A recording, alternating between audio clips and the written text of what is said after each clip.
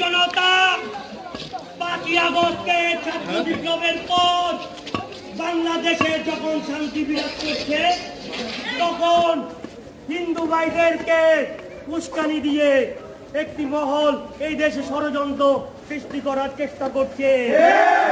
এই মহলটিকে আমরা সবাই জানি। এই মহলটি হলো ভারতের আধিপত্য বিস্তারকারী জঙ্গি সংগঠন ইসকন। সেই সংগঠন কোর্ট বিল্ডিং এ আমার ভাইকে জবাই করে হত্যা করেছে। আমরা কি সেটা মেনে নিতে পারি? বাংলার জনগণ জানে 5ই আগস্ট এরপর যখন হিন্দুদেরকে টার্গেট করে বাড়ি বাড়ি মন্দির হামলা